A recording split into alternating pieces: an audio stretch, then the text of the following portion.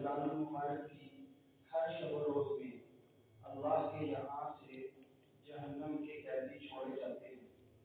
اور ہر مسلمان کے لیے شب و روز میں ایک دعا ضرور قبول ہوتی ہے۔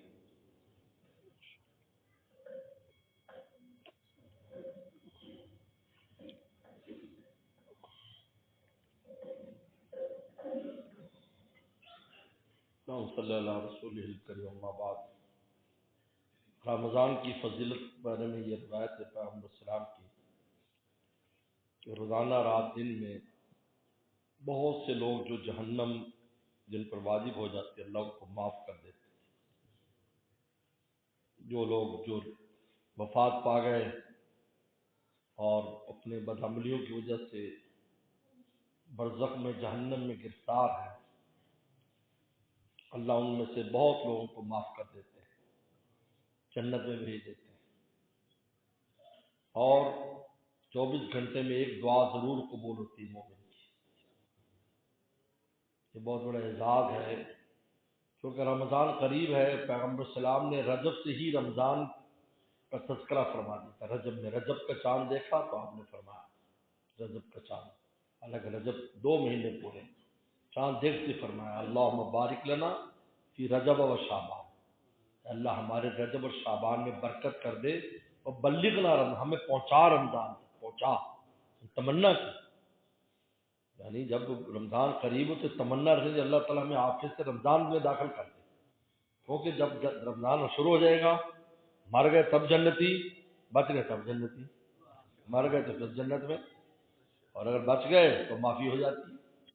آخری رات میں سب کی معافی، عید والے دن مغفرت کا پروانہ لاتے، تو دونوں صورتوں میں نفع ہی نفع ہے۔ یہ فرماتے بلغنا رمضان، اللہ میں رمضان تک پہنچا، یہ رسول اللہ صلی اللہ علیہ وسلم تمنا کر رہے ہیں، تو ہمیں تو کتنی زیادہ ضرورت ہے اس تمنا کی۔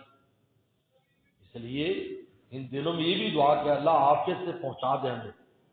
اور ہم صحت مند بھی رہیں، روزی بھی رکھ سکیں، تراویح پڑھ کے عبادات کر سکیں۔ تو پیغمبر اسلام نے 2 مہینے پہلے سے فرمایا۔ رجب تو ویسے بھی تو جا رہا ہے،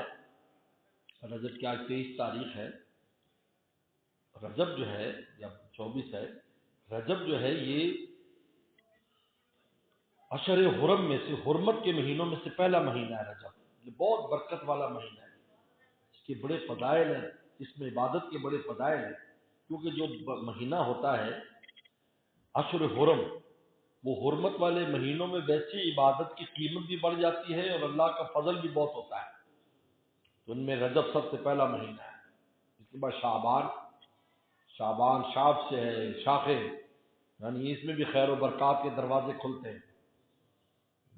اور اس میں لیلۃ جو برات ہے، خاص رات ہے شعبان میں جو اللہ نے رکھی ہے، جس میں ارزاق تقسیم ہوتے ہیں، اور مغرب سے اللہ تعالیٰ کی تجلیات صبح تک رہتی ہیں۔ اس کے بعد رمضان آ جاتا ہے، اور رمضان کے آتے ہی حج کے مہینے شروع ہو جاتے ہیں۔ عجیب ہے، یعنی آپ سمجھے رجب سے لے کر حج تک، ذی الحجہ تک، یہ سب عجیب و خیر و برکت کے مہینے ہیں۔ رجب اور شعبان میں تو رسول اللہ نے خود دعا کر دی، اور رمضان آ گیا، شوال سے حج کے مہینے شروع ہو گئے، اور اس کے بعد پھر اشہر حرم آ گئے، ذی الحج محرم، یہ پھر اشہر حرم ہے، یعنی مومن کے جتنے بھی لمحات اور مہینے ہیں اللہ نے سب میں عجیب و غریب برکات رکھی۔ اس لیے پیغمبر السلام نے فرمایا کہ رمضان میں یہ فضیلت حاصل ہوتی ہے، ہمیں یہ دعا کرنی چاہیے اللہ تعالیٰ عافیت کے ساتھ ہمیں رمضان میں پہنچائے، رمضان کو ہمارے لیے سلامت رکھے، ہمیں رمضان کے لیے سلامت رکھے، اللہ ہمیں توفیق